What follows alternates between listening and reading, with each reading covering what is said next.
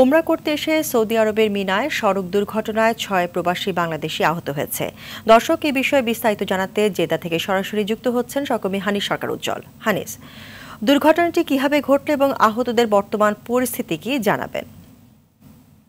জি, ধন্যবাদ নাবিল আপনাকে। আসলে আপনারা যা বলেছেন, সৌদি আরবে গত দুদিন আগে রিয়াদ থেকে ৬ জন প্রবাসী বাংলাদেশিরা এখানে উমরা করতে আসে। উমরা করতে এসে কিন্তু তারা মিনা মুজদালিফা ঘুরতে যায়। মিনা মুজদালিফা ঘুরতে যাওয়ার পর কিন্তু পিছন থেকে এসে একটি ট্রাক ধাক্কা দিলে সেই দুর্ঘটনাটি ঘটে। আসলে তার মধ্যে দুজনকে প্রাথমিক চিকিৎসা দিয়ে ছেড়ে দেওয়া হয়েছে এবং ৪ জন, ৩ জন আছে নূর হসপিটালে, একজন আছে সৌদি জার্মান হসপিটাল মক্কাতে।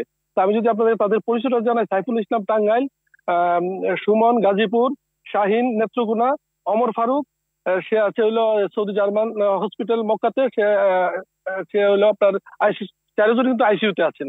তা আমি বাংলাদেশ কনসুলেটে লেবার মিনিস্টার কাজী এমদাদুল ইসলামকে জানিয়েছি, তিনি তাৎক্ষণিক ব্যবস্থা নিয়ে আজকে কিন্তু কনসুলেটের পক্ষ থেকে ভিজিট করা হয়েছে এবং তাদের যে স্বাস্থ্যের খোঁজখবর নিয়েছে এবং তাদের চিকিৎসা ব্যবস্থার জন্য যতটুকু সম্ভব ব্যবস্থা করার চেষ্টা করছেন এবং দ্রুত গতিতে তাদের ব্যবস্থা নেওয়ার জন্য কনসুলেটের টিম ওইখানে গিয়ে পৌঁছেছেন। আর উমরার এবং পর্যটন খাতে বিকশিত করার লক্ষ্যে কিন্তু আপনারা জানেন সৌদি সরকার উমরার ৩ মাস করেছে। এর মধ্যে তার জন্য কিন্তু বিভিন্ন দেশ থেকে অনেক উমরা প্রবাসীরা আসতেছে, তাদেরকে দেখার জন্য কিন্তু রিয়াদ, দাম্মাম সব জায়গাতে এখানে লোকজন আসছে। আসলে যে অ্যাক্সিডেন্ট ঘটেছে সেটি কিন্তু আমাদের যে প্রবাসী বাংলাদেশের কোনো দোষ ছিল না। পিছন দিকে ট্রাক নিয়ন্ত্রণ হারিয়ে তাদেরকে ধাক্কা দেওয়ার পরে কিন্তু সেই দুর্ঘটনাটি ঘটে। হ্যাঁ, এই নাবিলা, এই ছিল সৌদি আরব থেকে সর্বশেষ তথ্য। হানিস, ধন্যবাদ আপনাকে।